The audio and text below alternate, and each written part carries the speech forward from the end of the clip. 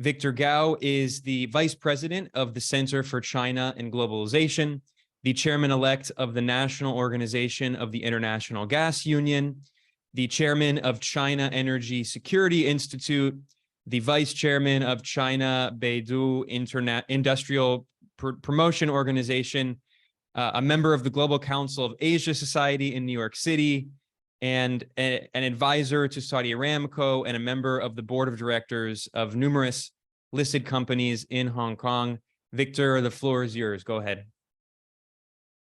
Thank you very much. It is my great pleasure to attend today's very important seminar. I'm based in Beijing, and congratulations to Radhika on the publication of this very important book at, as I agree, this very important point in history. Allow me to share with you some of the impressions or observations, especially as prompted by the excellent remarks by Professor Wade just now. First of all, comparing China and the United States, I would say if we use the nominal exchange rate, China will surpass that of the United States around 2030. Whether 2032, 2035, etc., it's not certain. And you have different projections by different banks or institutions. But I would say in another 10 years or so, and most likely less than 10 years, if we use official exchange rate, China will be larger than the United States. And if you believe in Elon Musk, by the middle of this century, China's GDP by official exchange rate will be doubling the size of the United States. China is already about 130% of the United States if we use purchasing power parity, but the Chinese government refuses to use PPP as the basis for measuring the sizes of the economies of the United States and China. Now, the other point, in addition to what Professor Wei just now mentioned, China's manufacturing output is larger than the combined manufacturing output of the United States, Germany, and Japan. This is very significant because if we still look at the hardcore manufacturing productions, for example, this is truly what matters, especially when you think about a war, the possibility of a war breaking out, for example, even though there is increasing emphasis leaning towards cyber war or drones, etc. But if you look at the traditional hardcore part of the war, manufacturing, production of iron and steel, you name it, China is really leading the world. In many productions, China's production is not only larger than that of the United States, is more than half the size of the global production. Now, another very quick point about the digital economy we are coming in. I think Washington actually had a point in zooming in on this chips war against China. I think what they originally expected, that if they can zoom in on the chips and throw a wedge into the Chinese access to the sophisticated, advanced chips, mostly designed and produced by the United States or Japan, South Korea, and China's Taiwan province, this will slow down China's economic development. Now you know what happened to this Mate 60 Pro unleashed by Huawei. It seems that Huawei refuses to be pushed down, and now you can try that by yourself. I think this Mate 60 Pro, as Huawei now openly declares to the whole world, definitely is much more advanced than the Apple equivalent. And what impressed me are 2 points, and I think each of these 2 points are very significant. One is that Huawei seems to be completely achieving self-reliance in the production of sophisticated chips. They didn't mention the measurement, for example, whether it's 7 mm or even 5 mm. Now, as revealed today and yesterday, most likely Huawei has made a profound breakthrough in 5 MN. So that means Huawei has broken out of the protection walls erected by the United States and has achieved not only the technological breakthrough, but also the massive amount of production they can line up, because they're talking about lining up about 20 million handsets between now and the end of next year, etc. And then the second thing, and if the United States cannot strangle China, including Huawei, in terms of the advanced semiconductor chips, I don't think there is anything else that the United States can think of that they can strangle China. Now, the other thing is that this Mate 60 Pro has the ability to communicate directly between your phone and a satellite 30,000 kilometers above ground. This is truly remarkable. And it is so small, it's embedded in your phone, and it can communicate, smoothly, not only in terms of disasters, earthquakes, etc., but also if you try on any normal day, you can communicate to a satellite way above your head. It's not the low orbit satellites that Elon Musk and SpaceX is famous for example, but it is a very high altitude satellite, about 30,000 kilometers. Now, what is the military significance of this kind of technology? I think Pentagon really need to be thinking about if Huawei can use this miniaturized communication devices in their civilian use smartphone, they probably need to conclude that the Chinese military at least would have the similar version, if not much better version than this one. And this one is not, according to at least the public knowledge, is not accessible to any other military in the world. So that means, China is really breaking new grounds, not only in terms of the total amount of the manufacturing production, but also moving very to the forefront of these very sophisticated productions, R&D, breakthroughs, etc. And further, if Huawei and the rest of China are really moving into very sophisticated production of semiconductor chips, allow me to emphasize another point. And I've been making this point for ever since the United States started to manhandle Huawei about 3 or 4 years ago. That is, China one day will no longer need to import any chips from the United States or Japan or ROK or China's Taiwan province.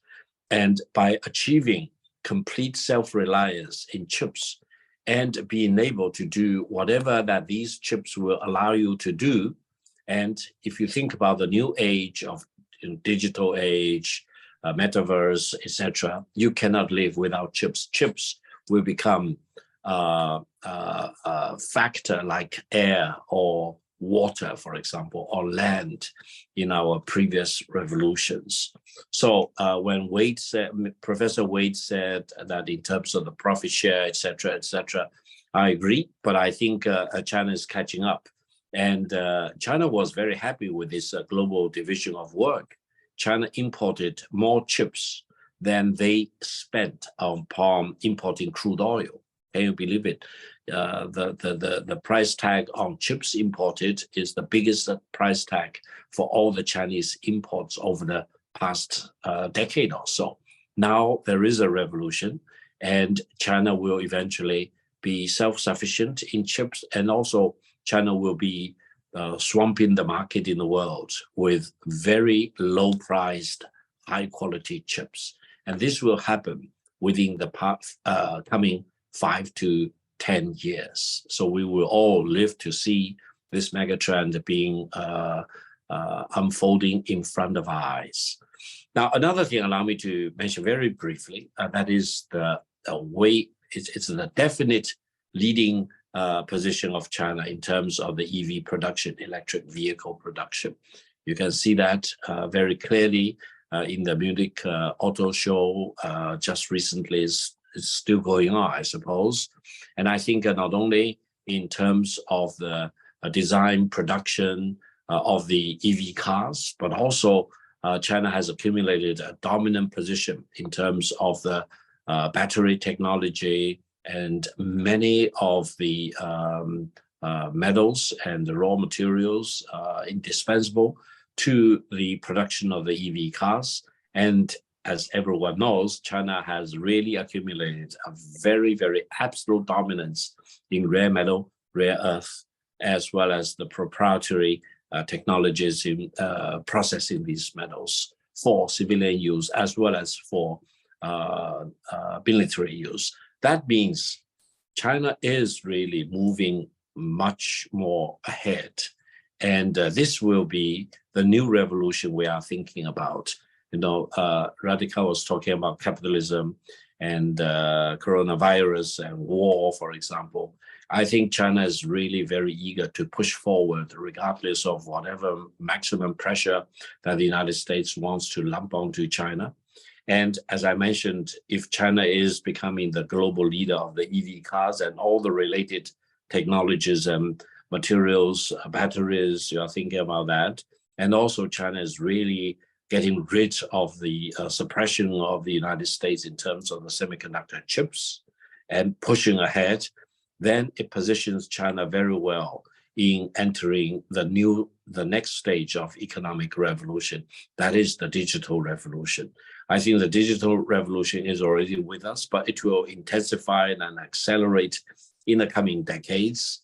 And I think eventually this will be the part of the industrial and digital production that will add a lot of revenue and profit to the Chinese economy as a whole. Now, the other thing is that China does not see any fun in a headlong competition with the United States. China wants to develop its own proprietary technologies, mostly because of the maximum pressure the United States is lumping on China. China feels that they have no other choice but to achieve self-reliance and independence in this regard. So it's not what China originally wanted, but the end result is very clear. China is achieving self-reliance in chips. China is building up this leading position, absolute leading position in EV cars. China is really dazzling the world with its dominance in rare earth and rare metals. And allow me to mention another thing. You may know that a few months ago, China announced the export review for two what they call scattered metals, GA and GE. Now, I understand in China's sleeves, there are about 24 similar measures they can use. They may decide not to use, but the restrictions or the review on GA and GE is just the first salvo of this trade war if the United States wants to manhandle China again and again, because they can put export review on GA and GE, and they have about another 24 or so cards they can play with Washington if they really want to continue this manhandling. Now, I will stop here. I just want to say that we are truly living in a revolutionary age, and what Radhika is telling us through her book is really very illustrative of many of the situations on the ground. And I would say that the unipolar world that the United States wants to build is not possible. It is crumbling before it is really established. The world we are living in is multipolar world, and a few countries in the world want to willingly live in subjugation to any other country. All the countries want to be free, want to be treated equal. They want to have their own voices heard on the global stage. And I think that's the mega trend. And I hope, China's rise and China's refusal to be beaten up is a very positive step in this regard. And eventually, my vision is that Washington and Beijing will need to live and let live. They need to get along with each other in peace, rather than Washington trying to get to China's jugular as if there will be no consequences. There will be consequences.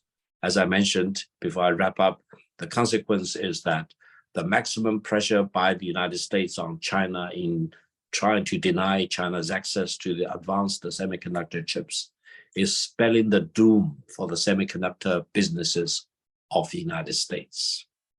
Thank you. I'm Michael Hudson. I'm appearing here for the International Manifesto Group. If you like this video and ones like it, please subscribe. For more information, go to the address on the screen.